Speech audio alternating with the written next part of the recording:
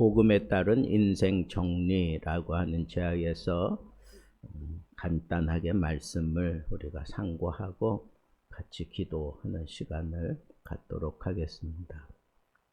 우리가 지난 시간에는 바울의 인생 정리에 대해서 살펴보았습니다. 바울이 자기 마지막이 가까운 줄 알고 자기 인생을 어떻게 정리할 것인지, 그러면서 우리가 잘 아는 그 말씀, 내가 달려갈 길을 다 달렸다 하는 그런 고백을 했던 멋진 인생을 살았던 것을 우리가 생각해 봤는데, 이번에는 바울과 함께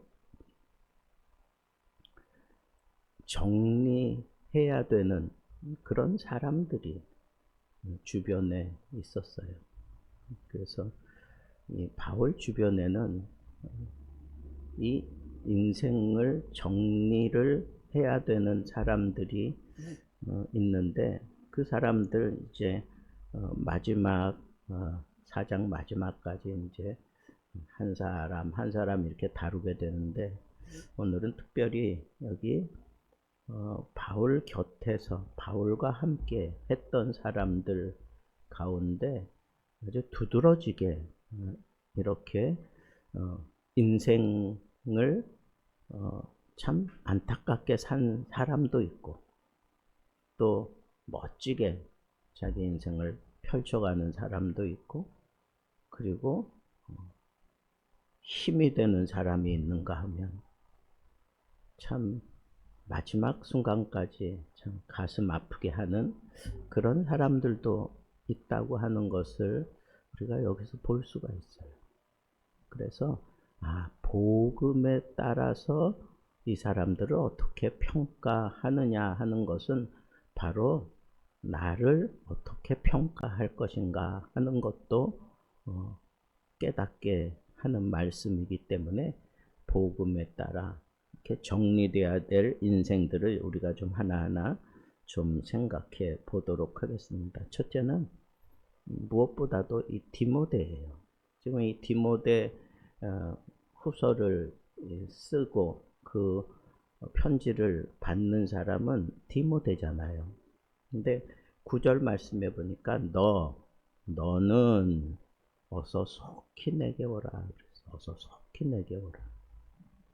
이 디모데는 어떤 인생을 살았나?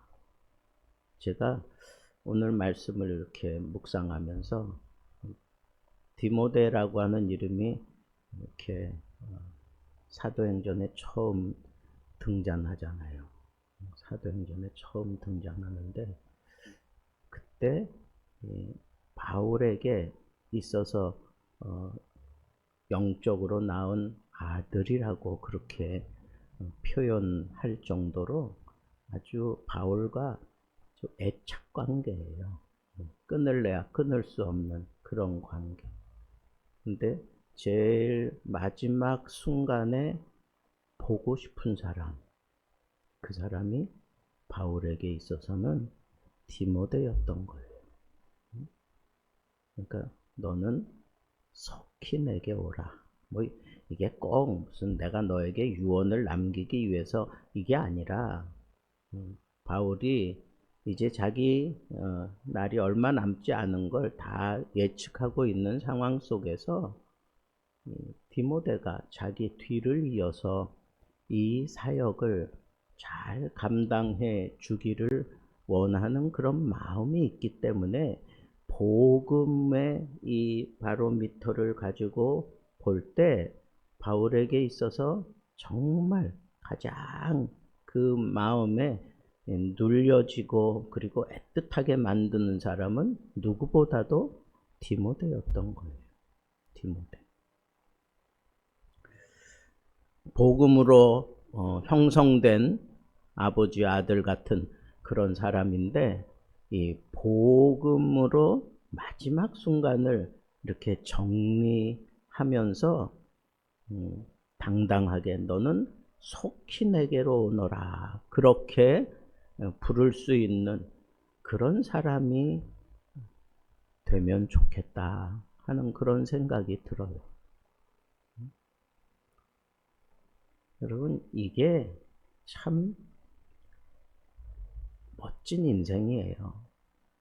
복음으로 우리가 무슨 굉장한 어떤 성과를 이루어내고 굉장한 사이즈를 내가 만들어내고 이런 것보다 정말 복음으로 엮여진 사람 가운데 누가 나를 정말 속히 내게로 와라, 그렇게 불러줄 수 있는, 그냥 다른 거 없어요. 그냥 복음 때문에 지금 부르는 거야.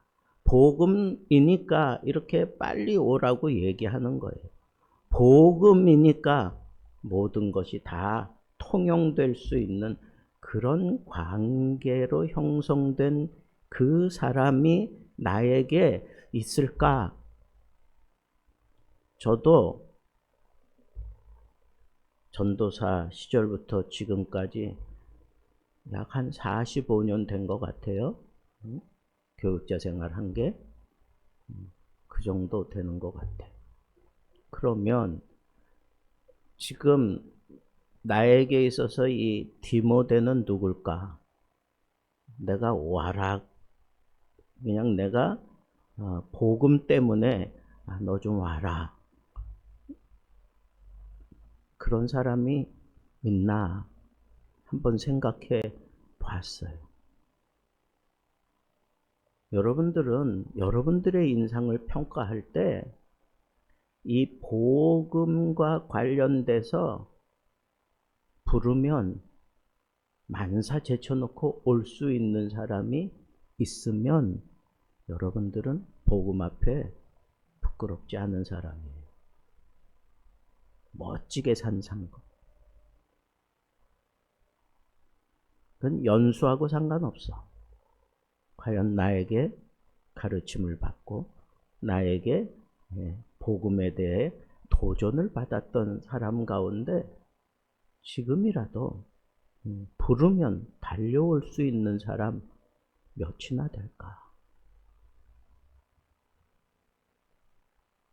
혹시 모르죠? 죽고 난 다음에 부고가 날아가면 올 사람은 몇 명 있을 수 있을지 모르지만 지금 내가 감옥에 갇혀 있어서 이 복음 때문에 속히 내게로 오너라, 그렇게 부를 수 있는 사람이 몇 명이고 그 부름을 받고 만사 제껴놓고 올 수 있는 사람이 도대체 몇 명이나 있을까? 여러분들의 인생을 정리하면서 이것부터 살펴보라는 거예요. 물론 바울이 자기 복음 인생을 정리하면서 나의 달려갈 길을 다 하고 이거는 여러분들 스스로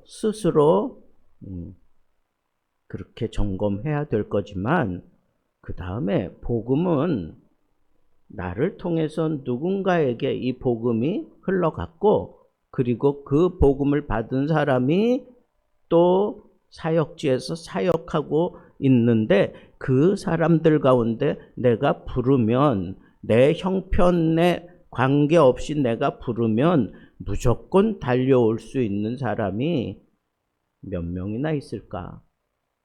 그걸로 여러분들의 복음 인생을 좀 평가해 보라는 거예요. 그건 목사님이니까 그렇게 할 수, 아니요, 그렇지 않아요.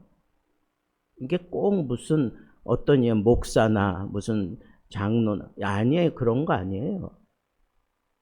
여러분, 내가 복음을 전해서 그 복음의 은혜를 입은 사람들은 내가 교사를 해서도 얼마든지 할 수 있고, 그냥 지나가는 사람에게 복음을 전해서 내가 그 복음을 통해서 그 사람을 그리스도 앞으로 이끌어낸 사람이라면 그 사람도 나하고 그런 관계가 얼마든지 형성될 수 있잖아요. 인생의 방향을 이렇게 하라는 거예요. 내가 죽을 날이 가까워서 이제 이 복음을 내가 너에게 이제 완전히 다 맡기고 가야 되겠으니 오너라 하는 그런 입장도 괜찮지만 그게 아니라 언제나 내가 이 복음으로 누구를 가르친다. 이 사람에게 내가 복음을 제시해서 그 사람이 복음을 받아들이게 되면 그 사람과의 이 복음의 관계를 끈끈하게 잘 유지하면서 살아야 된다는 거예요. 그게 내 복음 인생을 정리하는 데 있어서 아주 소중한 바로미터가 되는 거예요.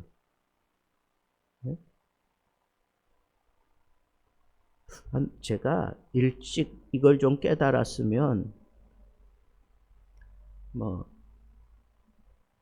중등부 교사하면서 저한테 영향 입었던 애들이 많이 있거든요. 그때 아이들에게 정말 내가 최선을 다해서 그 녀석 정말 그냥 내가 선생으로서 제자에게 하는 그 선에 머무르지 않고 정말 복음으로 더 깊은 자리에까지 들어가고 그 복음으로 형성된 그 관계가 끊어지지 않고 계속 이어지게 만들어 왔다면 참 좋았을 걸 하는 생각이 드는 거예요. 두 번째는 여기 보니까 대만은 이 세상을 사랑하여 나를 버리고 데살로니가로 갔고 그랬어요. 여러분,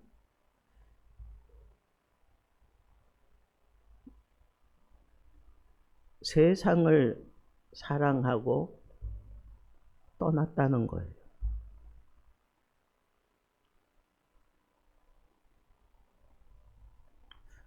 저도 생각해 봤어요. 저와 함께 이렇게 많은 사람들이 있어요.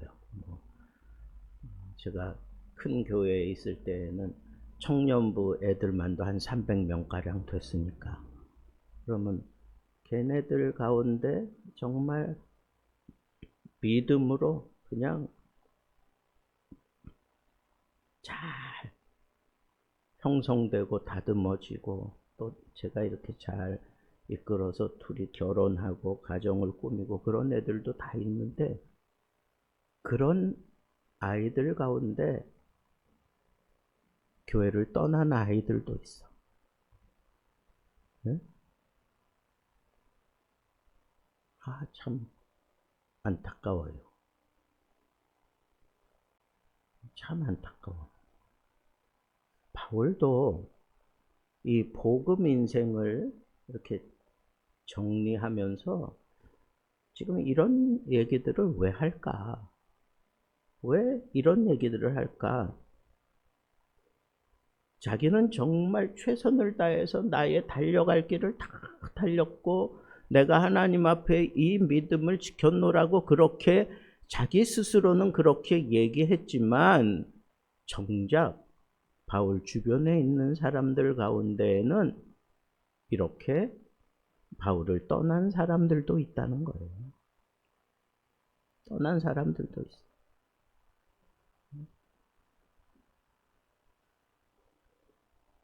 근데 왜 떠났느냐? 여기 세상을 사랑하여 나를 버리고 그래서 나를 버리고 그래서 제가 이거 지금 다루는 거예요. 그냥 데마가 세상을 사랑해서 그냥 자기 갈 길로 갔다. 뭐 가룟 유다처럼 제 길로 갔다. 뭐 그런 표현을 한 게 아니고 여기 보니까 바울이 서운한 마음이 있는 거야. 무슨 서운한 마음? 나를 버리고 갔다 이거 나를 버리고. 네? 아마 추측컨대 바울이 상당히 이 데마에게 많은 에너지를 쏟았던 것 같아요. 그러니까 이런 표현을 하는 거야. 나를 버리고 데살로니가로 갔다. 여러분 이 복음 인생 살아오면서 이런 경험 없습니까? 정말 나하고 같이 그냥 같이 눈물 콧물 흘리면서 기도하면서 은혜 받았던 사람 가운데 늘 그냥 언제나 그냥 돌아보면 언제나 그 자리에 있어야 될 것 같은 그런 친구들, 또 나와 함께 하면서 그냥 스승으로 그렇게 모시고 그냥 열과 정을 다 쏟는 그런 제자들 가운데에 결국은 나하고 아주 좋은 관계만 있는 게 아니야.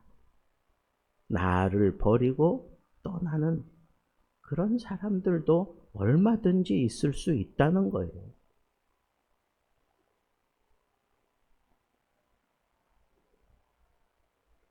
근데 결정적으로 여기 보세요.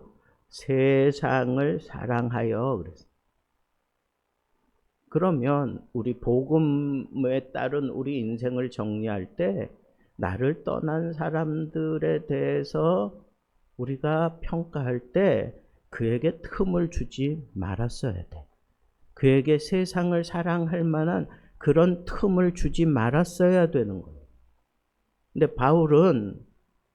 제가 보는 바울은 자기는 철저하게 복음을 위해서 온전히 헌신하고 그렇게 살아가면서 사람들이 따라오게 만들었고 아주 막 그렇게 자기에게 온 사람들은 어떻게 해서든지 그렇게 했는데 결국은 그런 상황 속에서도 바울을 버리고 떠나가는,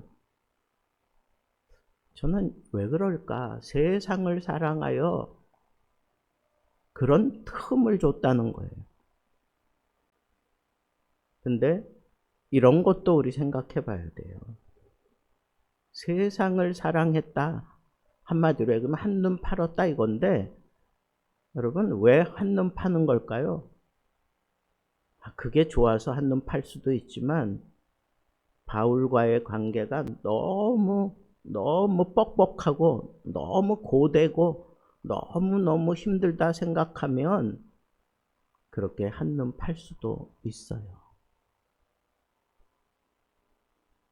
우리가 상담을 알고 또 오늘날 이 시대는 상담의 영향이 상당한 시대인데 바로 이런 상황, 어떤 의미로는 내가 그런 상황을 만들어 줄 수도 있다는 거예요. 바울이 꼭 그랬다는 건 아니지만 충분히 그럴 수도 있었겠다 하는 생각은 들어요. 바울의 MBTI가 뭔지 모르겠지만 하여튼 그런 생각이 들어요. 자, 그 다음에 그레스게하고 디도는 갈라디아로 가고 달마디아로 갔다. 이건 바울을 떠났다는 얘기가 아니에요. 복음의 충만한 모습으로 사명을 위해서 바울 곁을 떠났다는 것. 잘 성장해서 바울 곁을 떠났다는 거예요. 이건 얼마나 영광스러운 일이에요. 그죠? 복음이 뭐예요? 함께 있는 게 복음이 아니라 이렇게 흩어지는 거예요. 복음에 대해서, 교회에 대해서 정리할 때 모여서 잘 교육을 받고 그 다음에 흩어지는 게 그게 교회의 사명이다. 근데 우리는 그냥 모아놓기만 하는 게 교회의 사명이라고 생각하잖아. 아니에요. 교회에서 모아가지고 잘 가르쳐서 세상으로 내보내야 돼. 가정으로 내보내야 되고 직장으로 내보내야 되고, 그리고 진짜 사명을 받은 사람은, 복음에 대한 직접적인 사명을 가진 사람들은 바울과 같은 모습으로 그렇게 또 복음의 길을 들어서야 되는 거예요.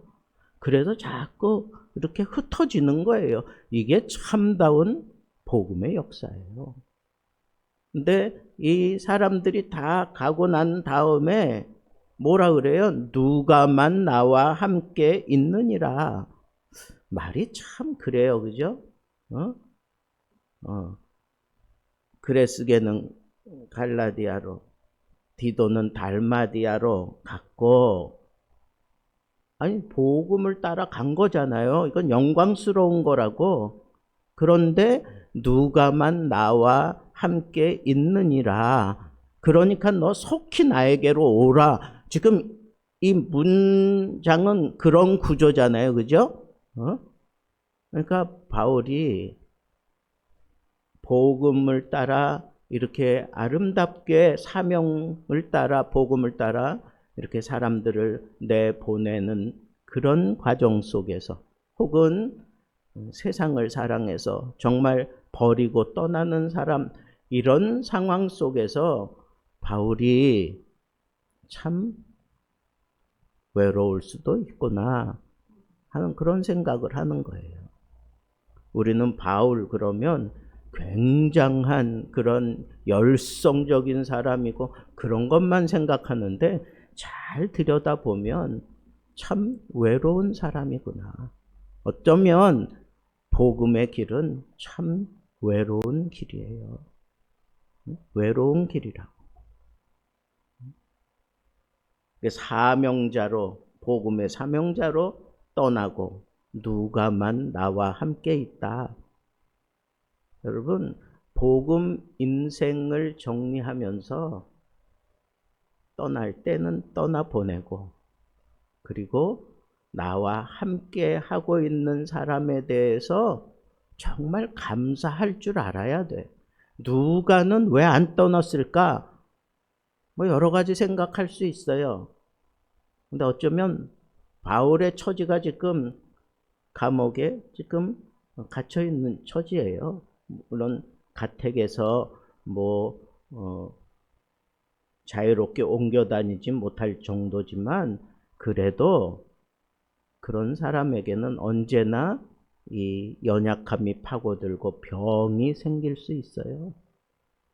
그리고 바울은 이 안질병이 있다고 그러잖아요. 그럼 여러 가지로 바울은 상당히 육체적으로 지금 연약해져 있다라고 하는 것을 우리는 생각해 볼 수 있어요. 근데 누가는 직업이 뭐예요? 의사잖아. 그러니까 의사의 눈으로 볼 때에는 나는 바울 곁을 떠날 수 없어 하는 그런 마음이 들었겠죠. 그죠? 스스로 나의 달려갈 길을 내가 다 달렸다라고 하는 그런 고백을 들었을지라도, 이 누가는 바울 곁에 자기는 떠나지 않고 그 자리를 지키는 그런 사람이 자원해서 그 자리에 있는 것 같아요. 그래서 나는 그게 참 좋아요. 이게 바울의 참 인간적인 면이 너무너무 좋은 거야. 이게 너무 좋아. 근데 이게 복음으로 말미암아 이렇게 정리되어 가는 과정 속에서 우리가 이렇게 바울의 입장을 생각해 보고, 우리도 복음을 따라서 우리의 모습을 이렇게 정리해야 된다 하는 거예요. 한 가지 더 나오죠. 거기 보면, 그런데 디모데야, 네가 올 때 누굴 데려오라 그랬어요? 마가를 데려오라. 마가는 어떤 사람이에요? 왜 마가를 데려오라 그랬어요? 네? 여기 보니까 나의 일에 유익하다 그랬어요. 나의 일에 유익하다. 근데 마가가 어떤 사람인데, 1차 전도 여행 때 힘들어서 젊은 사람이 먼저 포기하고 돌아왔잖아. 그래서 2차 전도 여행 꾸릴 때 이 마가 때문에 바나바하고 바울이 대판 싸우잖아요. 심히 다투었다 그랬어. 응? 그래서 어떻게 됐어요? 서로 그냥 이렇게 팀을 각기 꾸렸어. 여러분, 사람은 다투어도 하나님은 또 그걸 하나님의 복음을 위해서 또 이렇게 양쪽으로 쓰시는 거예요. 지금 사도행전에는 바울에게 집중해가지고 쭉 기록했으니까 바울의 그 행적이 나타나는데, 이 마가는 우리가 이제 역사적인 그 전승을 살펴볼 수밖에 없고, 또 이후에 이렇게 마가가 어떻게 됐는지를 성경에서 이제 우리가 이렇게 찾아볼 수 있는데, 마가는 우리가 그냥 한마디로 얘기해서 처음에는 실패자였는데, 그래서 참 자기 외숙부에게 아주 곤혹스러운 그런 아픔을 남겨준 사람이었지만, 이 바나바가 이 마가를 끝까지 책임져요. 그래서 이 마가가 어떻게 성장을 하느냐, 처음에는 이 바나바와 함께 그 자기 고향 그쪽 계통으로 해서 그렇게 쉽게 복음을 전할 수 있는 쪽에서 사역을 하다가, 마가에게는 특별한 재능이 있어서, 어떤 재능이 있었느냐, 글 잘 쓰는 재능이 있었어요. 그래서 이 마가를 누구한테 보내요? 베드로에게. 베드로에게 보내서 베드로 밑에서 이렇게 훈련을 받아. 그러면서 베드로가 얘기하는 거, 베드로는 주로 누구 얘기를 많이 했어요? 주님의 얘기를 많이 했어. 내가 주님과 이렇게 할 때 이렇고 그걸 베드로어로 그래가지고 이 마가가 그걸 다 발췌해요. 발췌해서 이렇게 책을 내기도 했어요. 그리고 베드로 설교집을 이 마가가 작성을 해요. 그래가지고 그걸 또 남겨요. 그리고 우리가 잘 아는 대로 성경의 마가복음의 저자가 되잖아요. 그죠? 그러니까 들려오는 소식 들어보고, 그러니까 이 마가가 달라졌어요.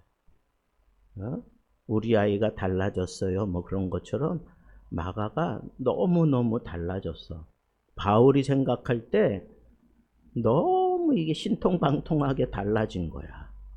그래서 마가를 내게로 데려오라.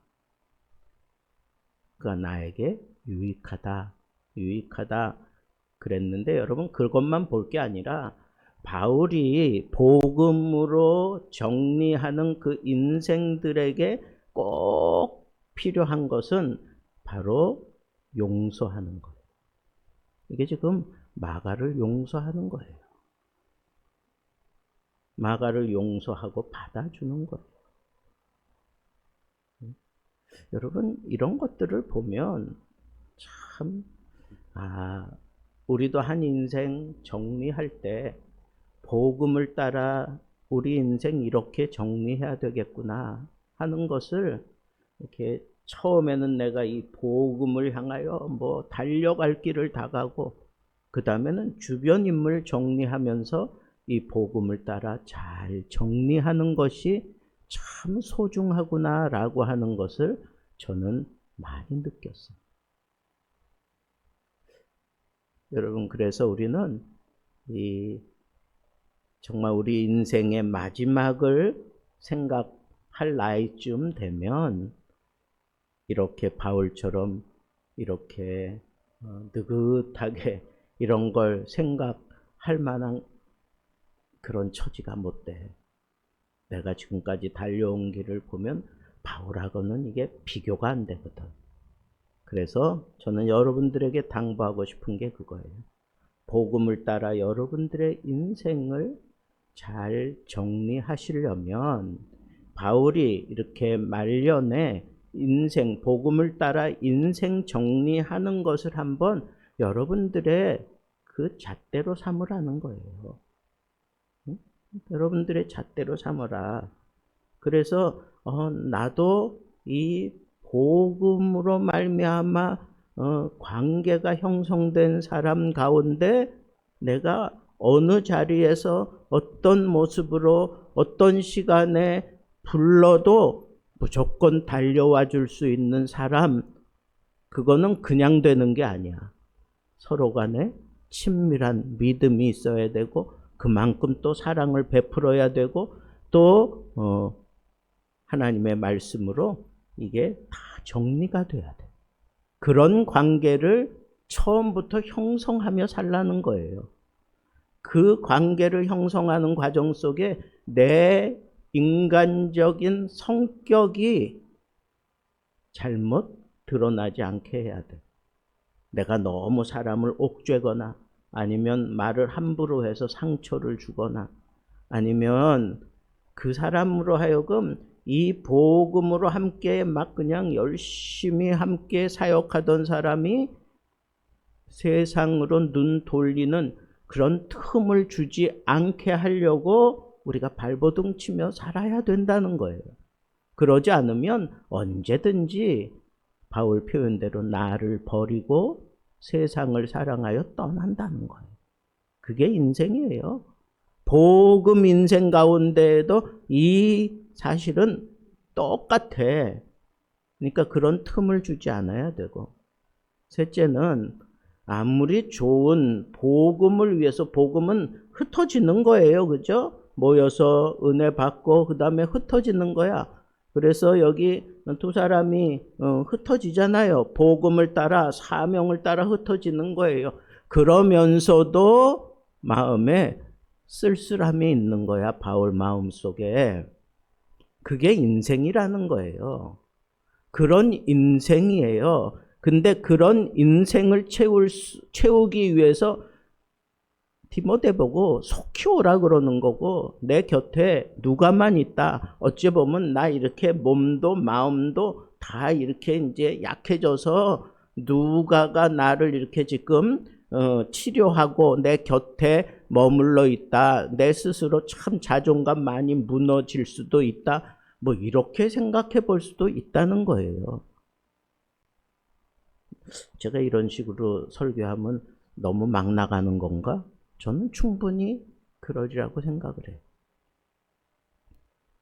자, 이런 상황 속에서 바울이 마지막 자기 마음속에 있는 마지막 그 숙제를 하나 풀어내는데 그게 뭐예요?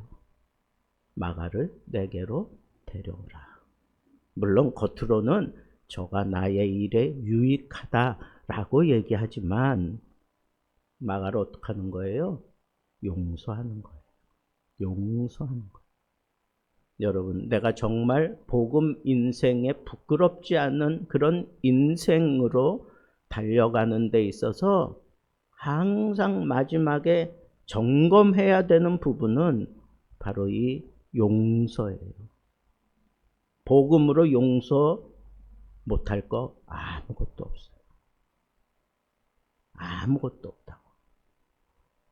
그래서 그걸 용서하고 마가가 왔을 때 기꺼이 그를 품어 안아주고 함께 마지막 사역을 할 때, 그때 이 바울에게 얼마나 큰 위로와 용기가 생겨날까 하는 것을 생각해 볼 때, 여러분 이제 복음 인생을 여러분들이 이렇게 앞으로 다듬어 가면서 이와 같은, 이게 그냥 입체적으로 생각해야 돼요. 그냥 단편적으로 생각할 게 아니라 바울의 이 마지막 인생 주변, 복음 주변에 머물러 있었던 사람들과의 관계 속에서 입체적으로 우리가 들여다보면서 복음 인생은 이렇게 사는 거구나 하는 것을 여러분들이 마음에 꼭 명심하시고, 이 복음 인생 멋지게, 젊은 사람은 젊은 사람답게, 나이 드신 분들은 또 나이 드신 분들답게 이 복음 인생 잘 정리해서 하나님 앞에 끝까지 복음을 붙들고 승리하는 멋진 삶을 살아가게 되기를 우리 주님의 이름으로 축복합니다.